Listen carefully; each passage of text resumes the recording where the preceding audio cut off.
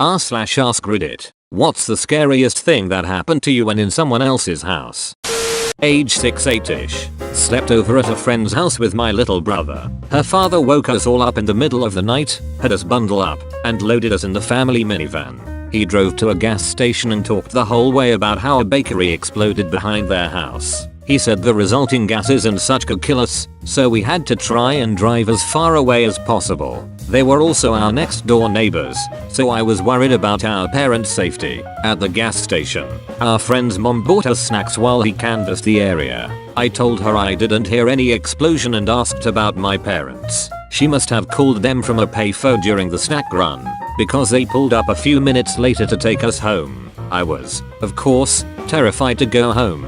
Later, our parents sat us down to explain that our friend's father was sick with something called schizophrenia that makes him hallucinate. While this is terrible, it's sort of wholesome as he was trying to take care of everyone, even if the events didn't actually happen, which is refreshing in this thread. Sleepover at best friend's house when I was about 12. Middle of the night after we'd fallen asleep, he wakes up and starts screaming that his head is going to explode. Not a bad dream. He keeps going, just screaming and crying and thrashing around. His parents wake up, scoop him up, and rush him to the hospital.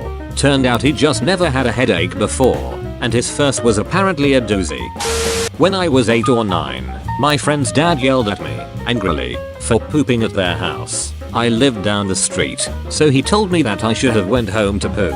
This is messed up lol, how did he even know? There was poop in the living room.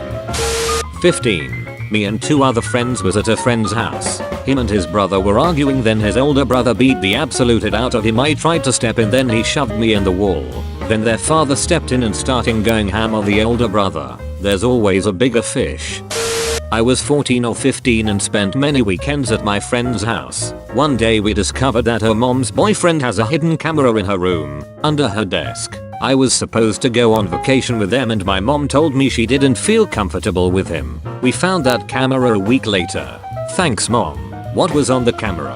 After my parents found out about the camera and I was never allowed back to the house. Apparently her mom didn't want to report anything and by the time she confronted him the evidence was gone. I did find out about 2 years later that a stash of child stuff was found in his ceiling. Slept over at my friend's house one summer night during high school.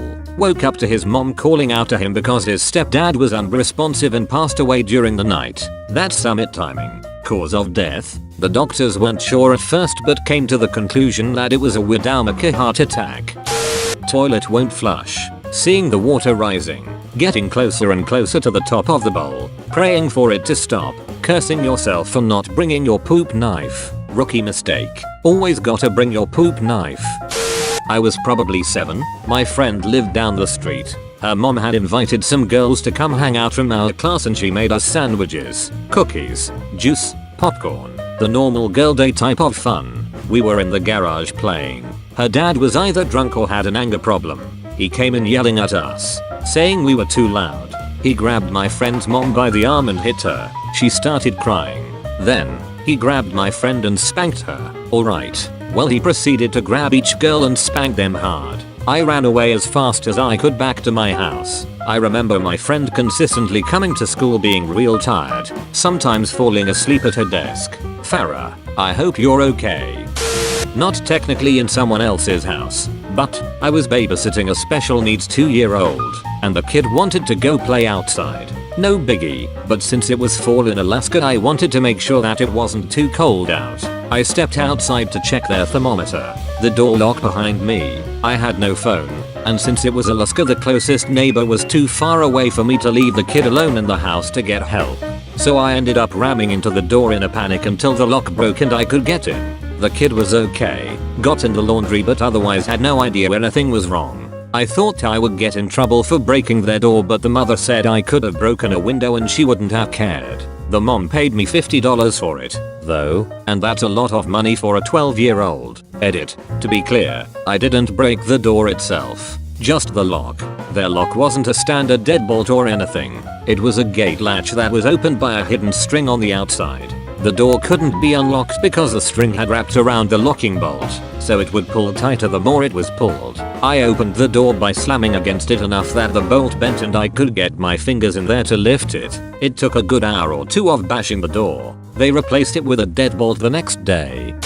My cousin brings me to his friend's house. We all hang out in the basement. My cousin forgets his cigarettes and asks if I can grab them from his car outside. I think nothing of it, go grab the cigs and start making my way back to the house. I walk in the house by myself when I run into the friend's dad. This guy's father, who I've never met, just looks me up and down and goes, "Who the duck are you? Why are you in my house?" Mind you, we are in New Jersey and this is an Italian Guido family, so I'm basically getting yelled at by discount Tony Soprano. This guy's flipping out and I'm scared shitless, until my cousin comes storming upstairs and clears everything up. All my cousin had to say was, "Frank, this is my cousin," and just like that, crisis averted. Love you, New Jersey. Slept on a former friend's sofa. He decided to prank me by pretending to be a bugler wearing a ski mask. Then he pretended to try and kidnap me. Long story short, I broke his nose, and we are no longer friends. What if he was actually trying to kidnap you but his plans were ruined so he fell back on plan B? Haha, got you. This was our joke. I wasn't really going to sell your organs on the black market. My best friend's dad was in the reserves and would come home late at night a lot. One time he had come home and we didn't notice. We were heading to the kitchen to go make bread and cheese and we froze in the hallway because we saw someone kneeling in front of the fireplace which wasn't lit. We proceed to freak the duck out, which wakes dad up and he comes out of his room laughing his ass off. Turns out he thought it would be funny to set his duffel bag up, wrap his coat around it, hat on top, boots in front, and it looked just like some dude chilling with his head on his knees. Old Clarky boy, I miss him. He was so much fun. Completely unrelated story with him is he bought a gold VW Golf and when he came home with it he burst in my friend's bedroom where we were watching Dragon Ball and yells "I love Goo World" and runs off. He was always doing crazy it. Edit. Some people have asked for our bread and cheese recipe, so here you go. Get some uncut sub rolls. Hollow them out. Stuff them with sharp cheddar. And then microwave them till they're gooey and melty.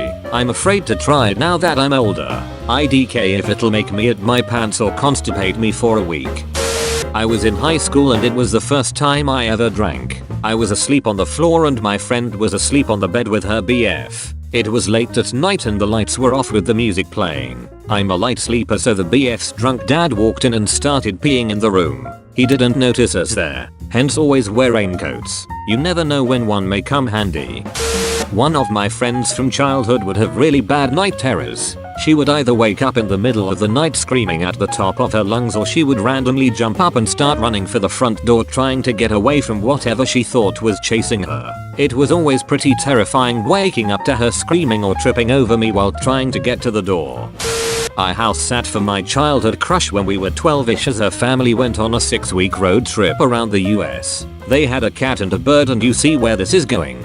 This stupid little finch got out of its cage. Legit. The cage was closed when I returned the next day, and the cat killed it. I was obviously scared out of my mind of being the guy who killed Crush's bird, so I did the only logical thing and went to the pet store and bought both of the finches they had that looked identical. I had about 2 weeks to figure out which was more like the cat bait, and then, not knowing what to do with the other, I kept it. They never found out, or told me if they did, and that's the story of how I ended up with a pet finch.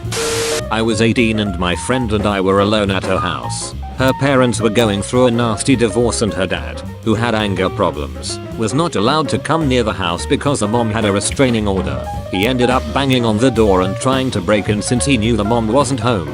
We hid in my friend's room with a samurai sword while she called her mom to come home. While you were filing a restraining order, I was studying the blade.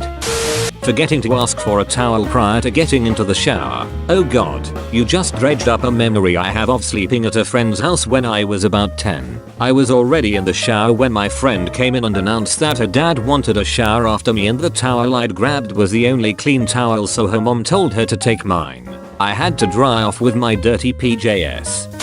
When I was 12, a SWAT team busted through my best friend's house. Turns out her dad was wanted for smuggling people drugs for the Mexican cartel. Fortunately, they hadn't seen him in several years. He's in prison now. I was cat sitting for some family friends. As I approached the house one evening, I noticed a light was on that hadn't been on that morning. I walked in the front door and yelled up the stairs, but didn't hear anything. There were small things that had been moved around, a knife on the counter and some trinkets, etc. But nothing was missing except the cat. It never came running for its food. I checked all the rooms but no sign of the kitty. I even checked the fridge and noticed the pepperoni had been moved from the shelf to the drawer. Why did the cat burglar move the damn pepperoni? Well, it turned out that the family had a maid that I didn't know about and she had accidentally closed the cat in a closet. I'd really appreciate it if you liked and subscribed. Thank you for watching. Thanks for watching. Be sure to leave a like, comment, and subscribe to be entered into our iMac giveaway.